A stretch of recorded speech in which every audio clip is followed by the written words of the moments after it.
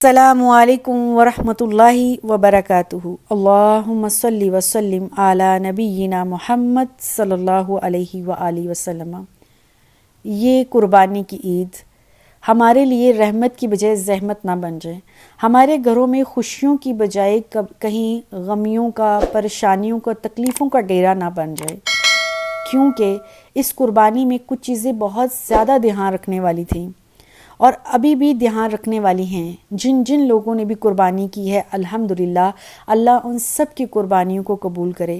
لیکن قربانی کے بعد اپنے گھر کو بہت ہی دھیان سے صفائی اور ستھرائی کی طرف توجہ دینی چاہیے، کیونکہ اللہ کے نبی صلی اللہ علیہ وآلہ وسلم کی حدیث ہے کہ جنات کی غذا لید اور بوسیدہ ہڈیاں ہیں۔ ایک اور حدیث شریف میں آیا ہے کہ جنات کی غذا ہر وہ کھانا اور پینا ہے جس کے اوپر بسم اللہ نہیں پڑھی جاتی۔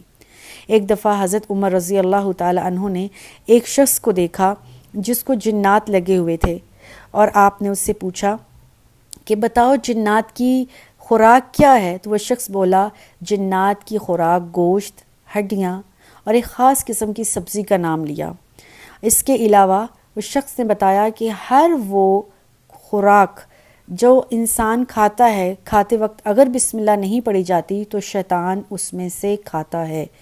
اور ایک اور حدیث میں آتا ہے ہر وہ کھانا اور پینا جو ڈھانپ کر نہیں رکھا جاتا ہے اس کے اندر شیطان اپنا منہ مارتا ہے، جنات اپنے منہ مارتے ہیں۔ تو یہ قربانی کی عید میں، قربانی کی عید جب ہم نے قربانی کی، ساتھ ہی ساتھ صفائی ستھرائی کا بہت خاص خیال رکھا جانا چاہیے تھا۔ جتنی بھی علائشیں تھی، کوڑا تھا، لید تھا، پیشاب اور پخانہ تھا جانور کا، وہ ساتھ ہی ساتھ کسی بڑے شاپر میں ڈال کر اپنے محلے سوسائٹی سے بہت دور پھینکوانا چاہیے تھا۔ ساتھ ہی ساتھ جب کسائی گوشت کرتا ہے تو اس وقت بہت چھوٹی چھوٹی ہڈیاں بہت دور دور تک کونے خدرے میں چلی جاتی ہیں جو عام طور پر نظر نہیں آتی ہیں، اور کئی دفعہ بہت چھوٹا چھوٹا گوشت یا پھر چربی جو ہے جہاں وہ کسائی گوشت بنا رہے ہوتے ہیں وہاں دیواروں کو بھی لگ جاتا ہے۔ اکثر اوقات وہ ہمیں نظر نہیں آتا ہے۔ تو جب قربانی ہو جائے تو کوشش کریں، اگر ممکن ہے تو دیواروں کو بھی دھو ڈالیں، اپنے سارے فرش کو بھی دھو ڈالیں، کیونکہ جنات جہاں گوشت اور ہڈیاں ہوتی ہیں وہاں بو سونگھتے سونگھتے پہنچ جاتے ہیں۔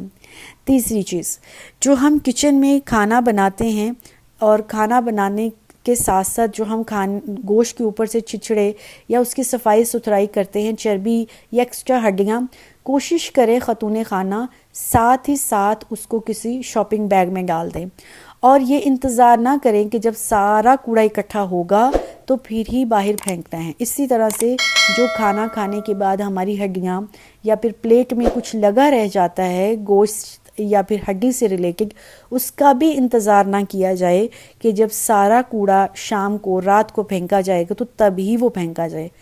ایز سون ایز فوراً ہی ان ہڈیوں کو اسپیشلی الگ کسی شاپر میں ڈال کر گھر کے باہر کوڑا دان میں پھینکیں، نہ کہ گھر کے اندر۔ کبھی بھی گھر کے اندر والے کوڑا دان یا پھر کچن والے کوڑا دان میں بالکل بھی مت پھینکیں، کیونکہ شیطان جنات بھوک سونگھتے سونگھتے ہمارے صحن تک اور ہمارے جو ہے کچن اور ہمارے کچن کے کیبنٹ تک جو ہے وہ رسائی حاصل کر سکتے ہیں۔ نمبر 4، جو گوشت ہم ڈی فریز کرنے کے لیے فریج سے نکالیں کبھی بھی اس کو ننگا نہیں رکھیں، ہمیشہ اس کو ڈھانپیں اور ڈھانپتے وقت بسم اللہ پڑھیں۔ جب بسم اللہ پڑھ کے کوئی چیز ڈھانپ دی جاتی ہے تو شیاطین یا جنات زور بھی لگا لیں تو کبھی بھی وہ اس برتن کو کھول نہیں سکتے ہیں۔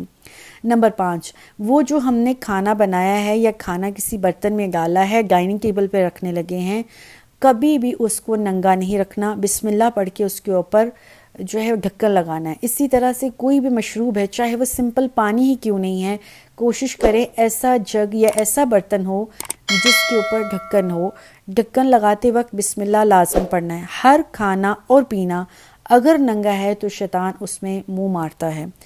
تو یہ چھوٹی چھوٹی احتیاط ہے۔